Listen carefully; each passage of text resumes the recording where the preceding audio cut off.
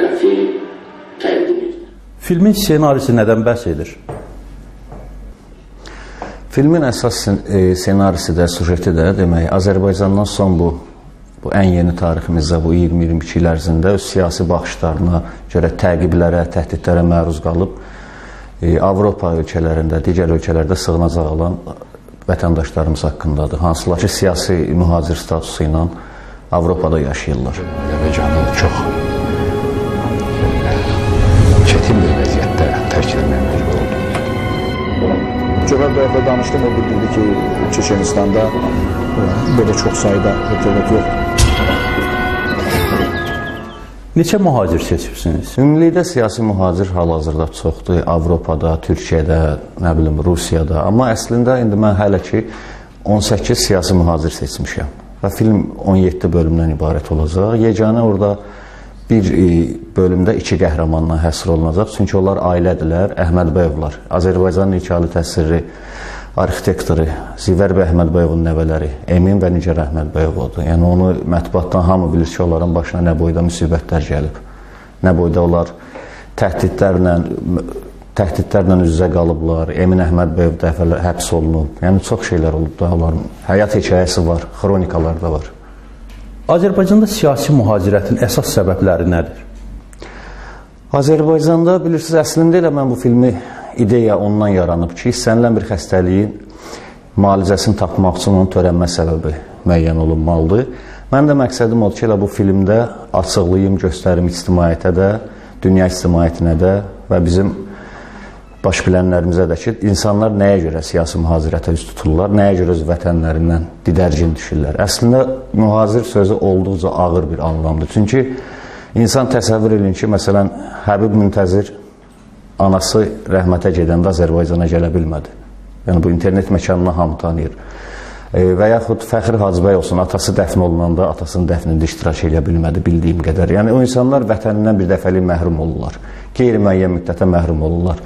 Bu filmin təqdimat mərasimində də elə İntiqam müəllimin oğlu Nəzmin çox gözəl vurğuladı öz çıxışında ki, siyasi mühacirətlə həbsin arasında bir o qədər də böyük fərqi yoxdur. Təbii ki, o adamlar üçün ki, o adamlar doğrudan siyasi mühacirdirlər. Amma mən Avropada məsələn elə siyasi mühacirlər görürəm ki, adam onlara baxanda ümumiyyətlə nifrət edir Azərbaycanlı olmağına. Statusu alıb otururlar, deyirlər, mən siyasətə qarışmıram. Yaxşı soruşulur, niyə getmişdin Avropaya? Bir çox insanlar mühacirəti seçir, siyasi mühacirəti. Bir çox insanlar isə ölkədə həbsi seçir, sizin dediyiniz kimi.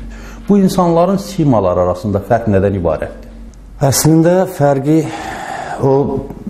buna hərə öz prizmasından yanaşır. Şəxsən mənim fikrimcə, indi filmin birinci qəhrəmanı İnqilab Kərimov haqqındakı birinci bölüm ondan bəhs eləyir.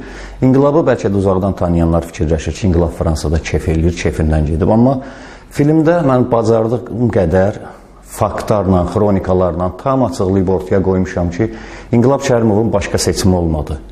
Və o cümlədən bir çox mühacirlər var. Məsələn, Qənimə Zahiddir, İsa Sadıqovdur, Məryəm Məmmədovadır, rəhmətli Norzəli Məmmədovun xanımıdır.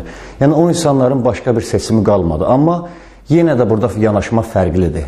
Məsələn, İntiqam Əliyev ona Praqada təklif olunanda ki, qal, dönmə, Azərbaycana burada hər bir şərait yaradaq.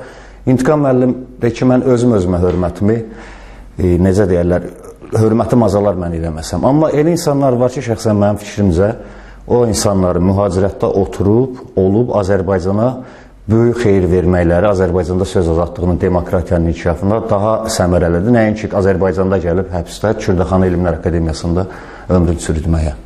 Yəni, mən bunu belə hesab edirəm. İkinci bir amil də var burada. Elə insanlar var ki, onlar içdən sınır, yorulur.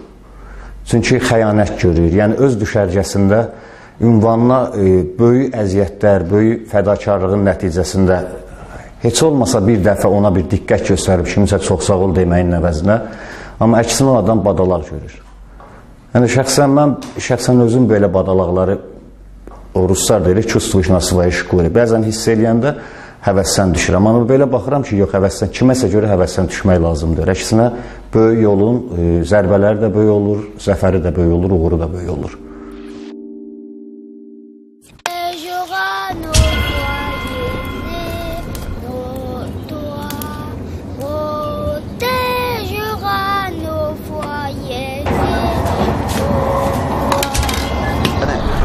kiçik uşaqdan belə atasına, valideyninə görə kiçik uşaqdan belə qisas almağa hazır olan bir rejim.